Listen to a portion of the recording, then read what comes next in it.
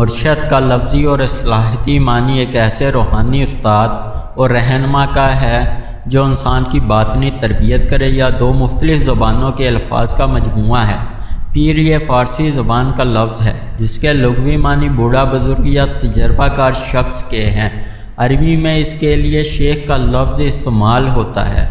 مرشد یہ عربی زبان کا لفظ ہے جو ارشاد سے نکلا ہے، جس کے معنی راہ دکھانے والا، ہدایت دینے والا یا رہبر کے ہیں، اور روحانیت کی اصطلاح پیر مرشد اس کامل شخص کو کہا جاتا ہے جس کے ہاتھ پر کوئی شخص اپنے گناہوں سے توبہ کرتے ہیں، جسے بیعت کہتے ہیں، تاکہ وہ اپنی زندگی اللہ اور اس کے رسول صلی اللہ علیہ وآلہ وسلم کے احکامات کے مطابق گزار سکے۔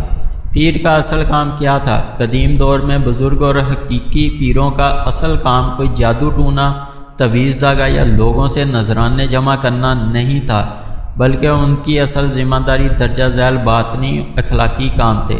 تزکیہ نفس، روحانی صفائی، انسان کے دل سے برے اخلاق جیسے تکبر، حسد، لالچ، جھوٹ اور کینہ کو دور کرنا، اسے اچھے اخلاق جیسے عاجزی، شکر، صبر اور سخاوت سے بدلنا۔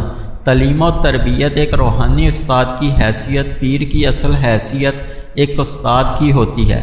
وہ اپنے مریدوں کو شریعت پر سختی سے عمل کرنے، حلال و حرام کا فرق سمجھانے اور سنت نبوی صلی اللہ علیہ وآلہ وسلم کے مطابق زندگی گزارنے کی عملی تربیت دیتا ہے۔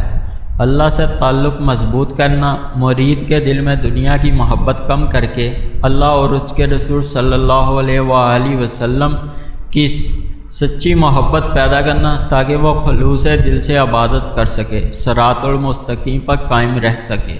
زندگی کے اتار چڑھاؤ اور شیطانی وسوسوں کے دوران مرید کی روحانی رہنمائی کرنا تاکہ وہ سیدھے رستے سے نہ بھٹکے۔